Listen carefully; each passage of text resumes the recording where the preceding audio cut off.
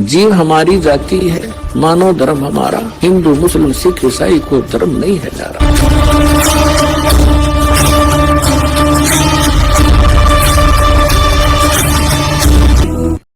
तब इसने कहा, परमात्मा ने कहा जोगजीत रूप में कि मैं नीचे जाऊंगा, परमात्मा ने भेजा हूं, और वहां जाकर तेरे सारे जाल को समझाऊंगा और सबको परमात्मा की महिमा बताऊंगा। आपने सारे परमात्मा की जो सतपुरुष है, जो वास्तव में भगवान है, यथार्थ स्थान है, उसका तो नामो निशान मिटा दिया। तू स्वयं भगवान बन बैठे यहाँ का,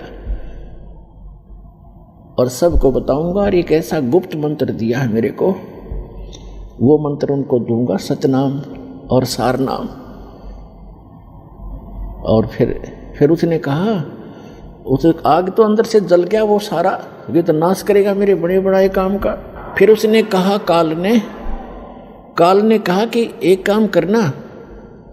हाँ, और जब उसने ये बात सुनी तो एकदम तो भयंकर होगा, कहने लगा तू मेरा बाग उजाड़ने जा रहा है, तू मेरा नाश करने जा रहा है, तुझे अभी खत्म कर दूंगा, तुझे जाके दिखाना नीचे। परमात्मा ने कहा कि ऐसा सुनकर काल भयंकर होगा मेरे ऊपर। और धर्मदास ऐसे अटैक किया, उसने मेरे को बिल्कुल खत्म करने के लिए दौड़ के आया, और मैंने सतनाम का सुमन कर दिया, नाम का सुमन शुरू कर दिया। इस नाम के अंदर धर्मदास ऐसी प्रबल शक्ति है, इसके सामने कोई भी देव, कोई यक्ष, कोई भी यहाँ का काल तक भी नहीं ठहर सकता। मेरे पास ऐसा मंत्र है। पुण्यात्माओं, ये परमात्मा धर्मदास जी के माध्यम से, और धर्मदास जी को तथा हम सभी को सतर्क करना चाहते हैं कि कभी भी आपके ऊपर कोई भी आपदा आती है किसी भी प्रकार की, तो नाम का सिमरन अवश्य करना कुछ देर। फिर जो टेंशन है वो है, लेकिन सिमरन एक बार कर लेना, आप देखना फिर उसका प्रतिफल कैसा होगा। तो कहते हैं मैंने सिमरन शुरू किया और काल ऐसे गिर गया जमीन के ऊपर, ऐसे गिर गया उस पृथ्वी पर जहाँ वो रहता है वहाँ पर, जैसे पक्षी की पंख कट जाते हैं और पड़ा पड़ा तड़फ रहा होता है। तो वो समझ गया। उसमें वैसे तो काफ़ी विस्तार लिखा है, बाकी हम थोड़ा बताएंगे जितना आवश्यक है, क्योंकि हमने समझना इस ज्ञान को। बाकी ज्ञान है, समाधान बिना काम बनेगा नहीं, समाधान ज़्यादा महत्वपूर्ण है। उसमें तो बहुत कुछ कहा है कि वो इतना भयभीत हो गया कि वहाँ से भाग के पाताल में जाके छुप गया। फिर मैं वहीं पहुँचा और उसको पकड़ के ले आके चल वहीं पर, वहीं बैठा के फिर वो उसने मेरे पैर पकड़ लिए। जब ताकत से पार नहीं बसाई, नहीं उसका बस चला, तो मेरे चरण पकड़ लिए, बुरी तरह रोने लगा और कहने लगा मैं तो आपको पिता के समान मानता हूँ, छोटे तो गलती किया करते हैं, बड़े क्षमा करते हैं, मुझे माफ़ कर दो। रोए बुरी तरह। परमात्मा बोले कि मैंने कहा कि चल ठीक है, माफ़ कर दिया। ऐसे नहीं, आप वचनबद्ध हो जाओ। परमात्मा बोले क्या वचनबद्ध हो जाऊं? कि एक दया करना कि 3 युगों में जीव थोड़े ले जाना, सतयुग त्रेता द्वापर माही, तीनों युग जीव थोड़े जाए, चौथा युग जब कलयुग आवे, तब शरण जीव हो जावे, जीव बहु जावे, ऐसा वचन हर मोय दीजे, तब संसार गवन तो कीजे। और भी 1-2 प्रसन्न थे, प्रार्थना थी, वो कही तो परमात्मा ने कहा चलो तथास्तु, जो तूने मांगा मैंने बख्श दिया।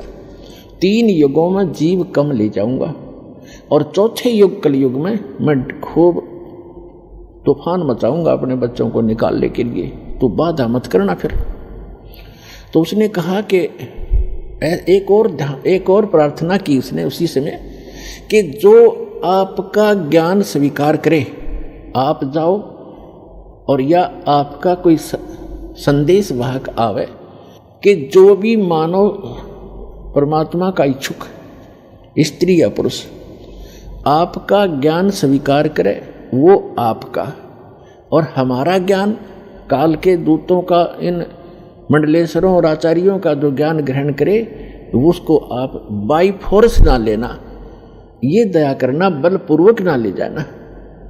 ये तो परमात्मा को पता था, बलपूर्वक ले जाएगा कोई टिकेगा वहाँ पर।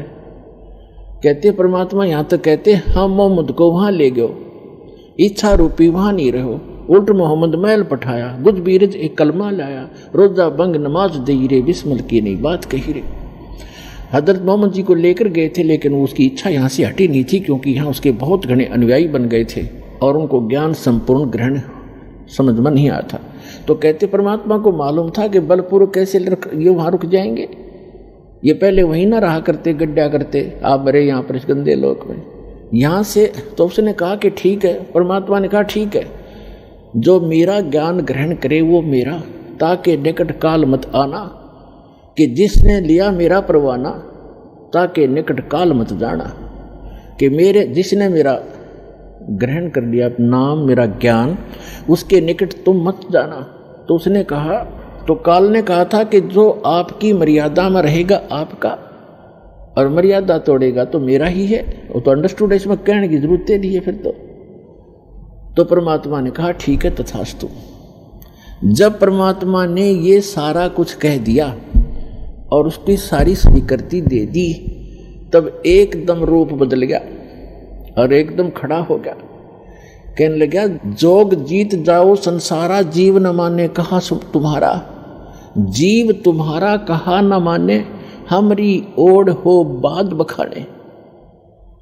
मैंने उनको ऐसी उल्टी पट्टी चढ़ा दी कि सब मेरे ही ज्ञान को ग्रहण किए हुए हैं, और कलयुग में तो उनकी ऐसी हालत कर दूंगा कि किसी को भी भक्ति योग्य नहीं छोड़ूंगा। देवल धाम और तीर्थ पुजवाऊं, देव धाम इनकी पूजा करवाऊंगा, या विद जीवों को भरमाऊं।